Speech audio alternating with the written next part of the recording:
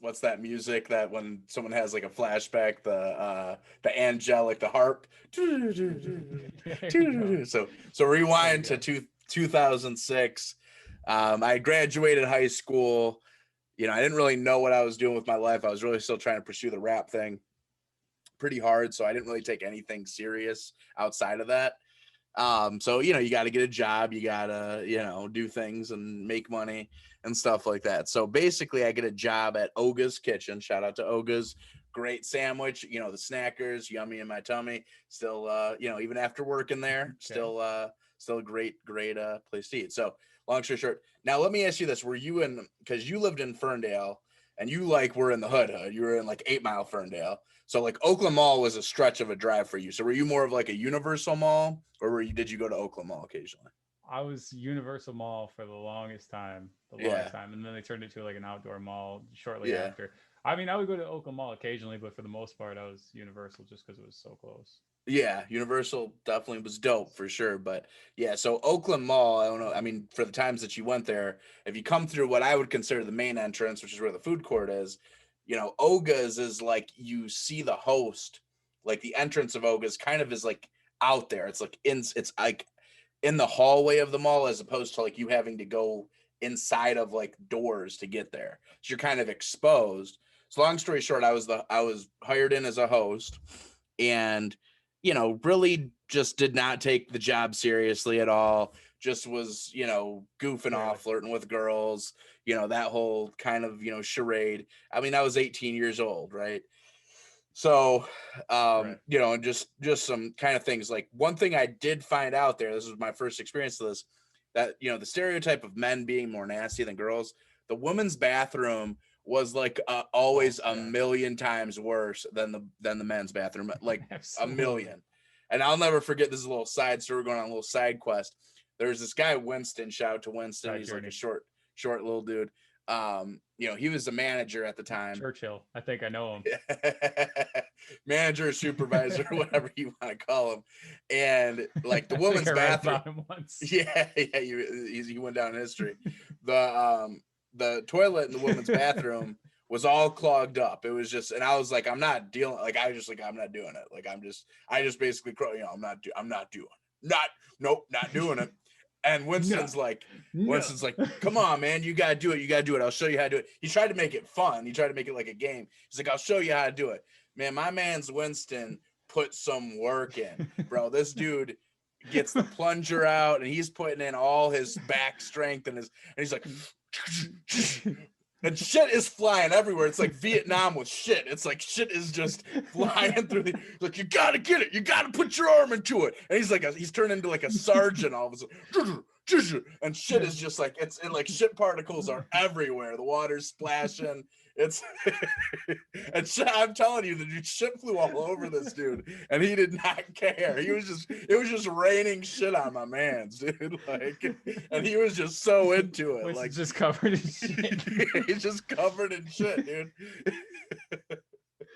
So that was Winston had arms like Popeye.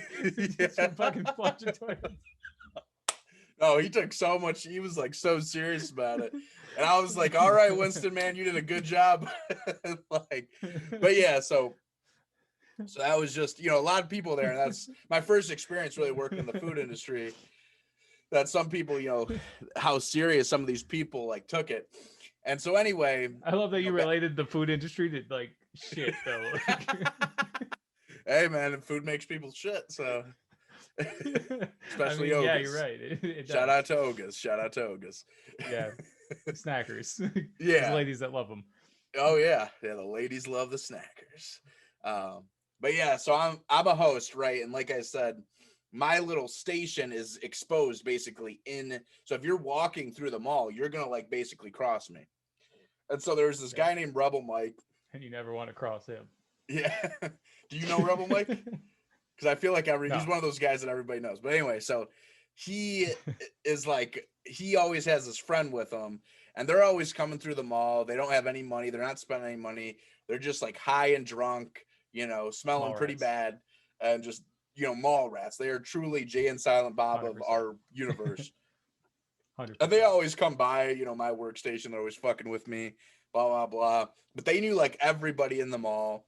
And, so that's my first encounter with them. And they would always like stop by everyone, mess with everyone in the mall. That was their whole thing.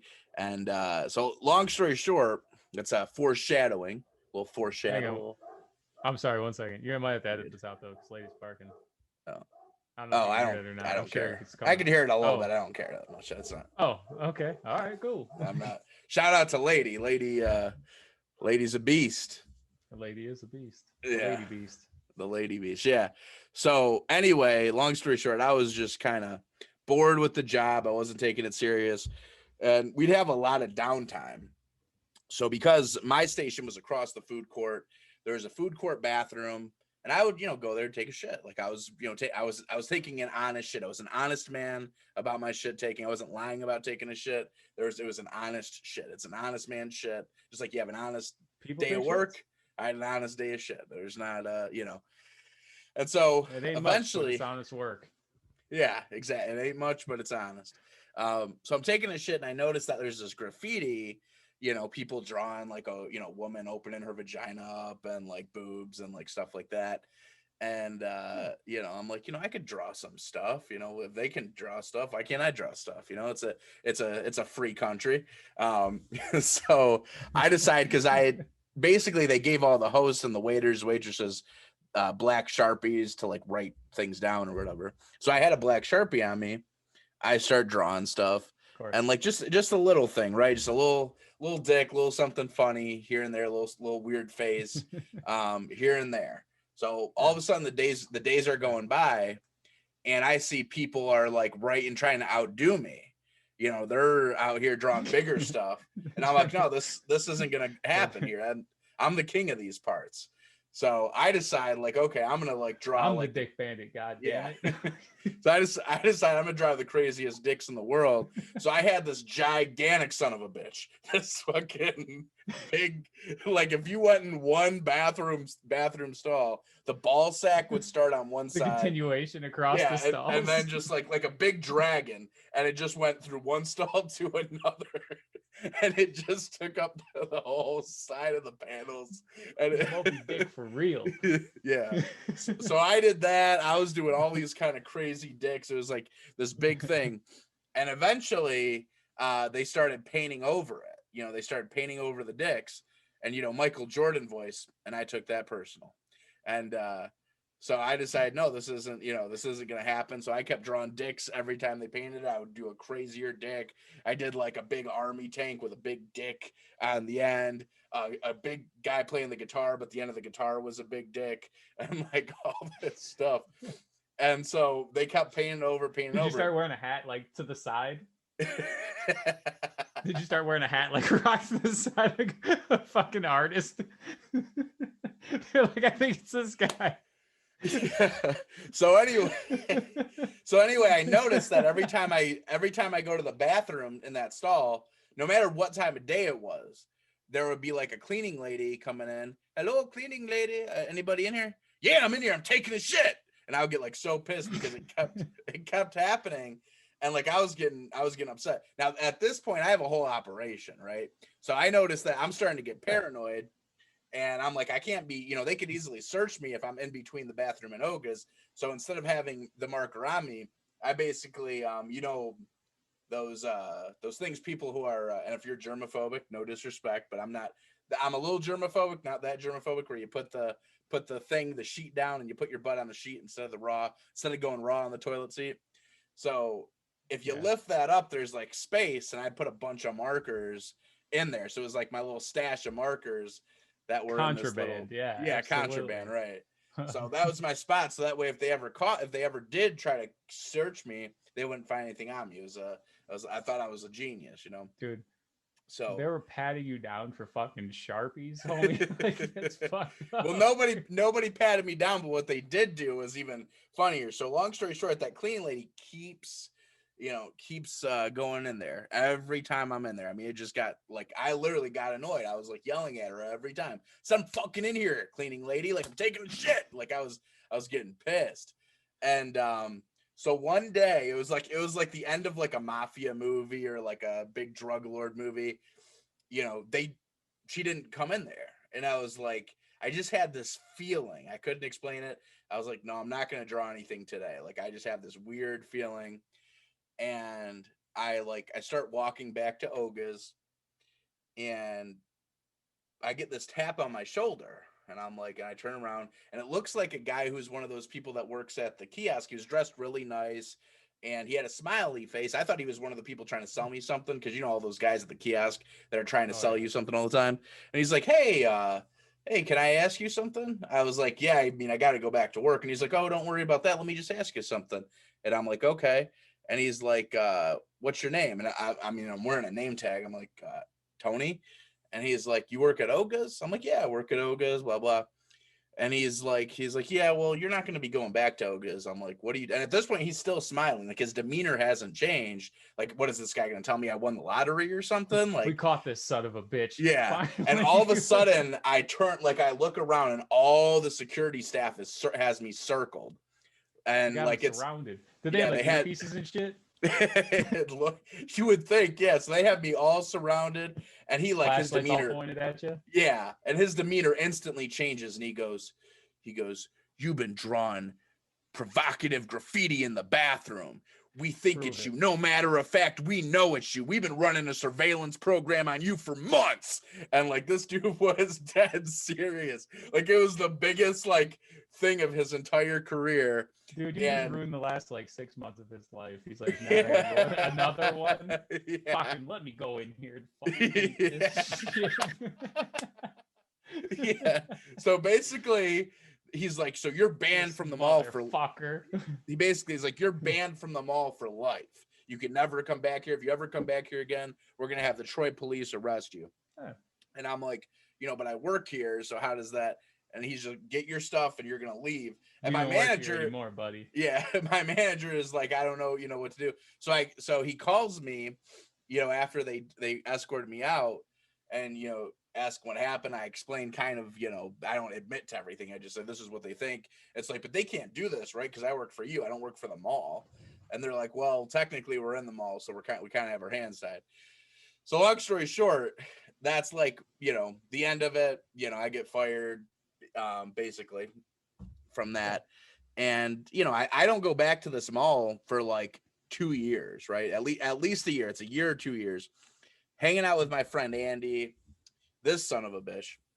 You gotta let the hype die down a little bit, though. From the Bandit, and he always knew that this happened, and he would always be like, let's go to the mall, and I would say, no, man, no, like, I'm not doing it. Like, I was just firm about it, because really looking back, it was an embarrassing situation, right? I mean, it's funny now, but it was it was like, man, getting escorted out of the mall. But anyway, so I was like, no, yeah. So I just kept putting my foot down. I'm not doing it. Finally, one day, I'm pretty sure it was like a year goes by, and he talks me into it. He's like, dude, it's been a year. You're not in your work clothes with all the people they see every day. They're not going to remember you. And he was like, I was like, okay, that kind of makes sense. Whatever. Nobody should recognize me, anything like that. So we go in the mall, I'm high, so I'm already paranoid. We decided to go into Foot Locker. It was the first store that we went into.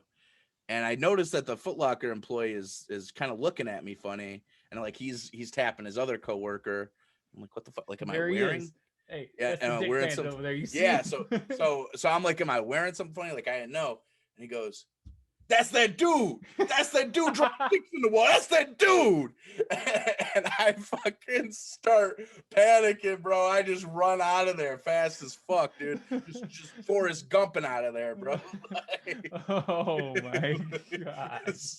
So I was like, no, I'm never going to the mall again. Like, fuck that. Like, I was like, of course, it was the one time I decided to go back. It happens. So fast forward a year from that. So Chuck is working downtown Royal Oak at the time. He's working at the Pita Pit, I believe. And the Pita Pit was like open like till like, it was like 24/7 or till 2 a.m, some like crazy time. And like, they were reckless. I mean, again, I don't want to get sued or anything. They, the people there were a little reckless, and no disrespect to the Pita Pit, great stuff, but they were letting anybody come up there. We were up there. People were going up there, getting drunk, getting high, all this kind of stuff. And so this fucking Rebel Mike shows up, and he's part of this. And Chuck's telling me about this Rebel Mike character. I didn't know what his name was from before. I just knew it was like some goofy dude that came out in the mall high and stumbling around all the time. Right. Chuck's like, man, you got to meet this Rebel Mike guy. He's hilarious. He's like a homeless dude that always comes up and hangs out with his friends. And apparently, like, there's this whole like community of homeless people that are like kids, not like older people, like teenagers, early 20s, that are just like wandering around downtown Royal Oak and like, you know, stoop kids or whatever you call. So they would come up there and hang out with Chuck all the time because he was working 24/7. He was cool with them. He would make them food, all that kind of stuff. So Chuck's like, you know, you got to come up here, man, kick it. You got to meet Rebel Mike. So I go up there, and, you know, I notice that he looks familiar, and he's like noticing I look a little familiar. And he goes, hold on. You're the Dick Bandit. And like he's like, and he just starts telling the whole story. And I didn't really tell like Chuck, or like a lot of these people didn't know the story at the time. So he tells everybody, he's like, yeah, man, everybody knew no bathroom wall was safe with this guy. He was the Dick Bandit. He was out of there. He just told this whole thing. And so that became my nickname after that. So that's essentially the Dick Bandit. We'll call it part 1. So I'm probably going to clip this out. This is going to be part 1 of the Dick Bandit Chronicles. That's the origin story.